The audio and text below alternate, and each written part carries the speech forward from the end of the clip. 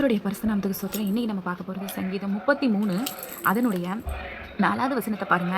கர்த்தருடைய வார்த்தை உத்தமமும் அவருடைய செயல்கள் எல்லாம் சத்தியமுமாய் இருக்கிறது. அல்லேலூயா.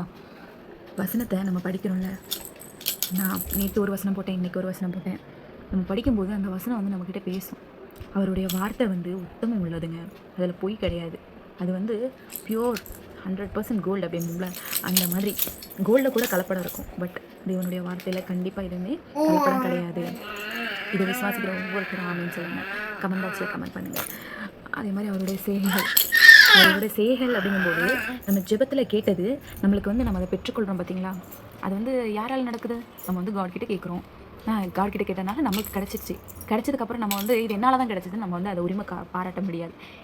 It is his miracle. அதில் நம்ம வந்து ஒரு நமக்கு செஞ்சுருக்கார்.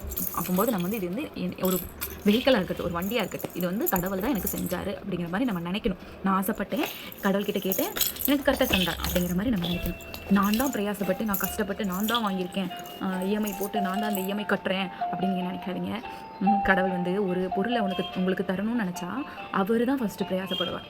எதுக்குன்னா நீங்கள் ஜெபத்தில் கேட்டிருக்கீங்க, என் பையன் இது ஒரு வண்டிக்காக ஜெபிச்சிருக்கான், நீ என் பொண்ணு ஒரு பிள்ளைக்காக ஜெபம் பண்ணிகிட்டு இருக்கா, நம்ம அவளுக்கு கொடுக்கும்போது பெஸ்ட்டாக தான் கொடுக்கணும். நம்ம ஏதாவது பொருள் வாங்கி கொடுக்குறோம் யாருக்காது அப்படிங்கும்போது அதை நம்ம பெஸ்ட்டாக தான் கொடுக்கணும்னு நினைப்போம். வேஸ்ட்டான பொருளையாக கொடுக்கணும்னு நினைப்போம். அதே மாதிரி நீங்களும் யாருக்கு கொடுத்தாலுமே பெஸ்ட்டாக கொடுங்க. நமக்கு தேவையில்லாததை நம்ம வந்து கொடுக்கக்கூடாது. பெஸ்ட்டாக இருக்கிறதுலே நம்மளுக்கு பெஸ்ட்டாக இருக்கிறதுலாம் நம்ம கொடுக்கணும். அப்படி நீங்கள் செய்வீங்கிறத நான் விசுவாசிக்கிறேன். கடவுள் நம்மளையும் ஆசீர்வதிப்பார், உங்கள் தேவைகளை எல்லாத்தையும் சந்திப்பார். இன்னும் ஒவ்வொரு நாள்களே என்னுடைய வசனக்கெல்லாம் கேட்கணும்னு நினச்சிங்கன்னா நீங்கள் ஃபாலோ பண்ணுங்கள். ரொம்ப ஃப்ளோவாக எனக்கு ரொம்ப டைம் ட்விஸ்ட் ஆகுது, எதுக்குன்னு தெரியல. எல்லோரும் நான் வீடியோஸ் இதில் இந்த மாதிரி போடுறாங்களே அவங்களெல்லாம் நான் சர்ச் பண்ணி பார்ப்பேன். அவங்களாம் நல்லா நீட்டாக அழகாக படித்து அழகாக போடுறாங்க. எதுக்குன்னா அவங்க வந்து தமிழில் படிச்சிருக்காங்க. நான் வந்து தமிழ் படிக்கல, அதுதான் உண்மை. நான் படிக்காமல் இந்த அளவுக்கு பேசுகிறேன்னா வாய் மட்டும்தான், வேறு ஒன்றும் இல்லை. கர்த்தர் உங்களை ஆசீர்வதிப்பாருங்க. லைக் பண்ணுங்கள், ஷேர் பண்ணுங்கள், கமெண்ட் பண்ணுங்கள், மறக்காமல் சப்ஸ்கிரைப் பண்ணுங்கள். God bless you all.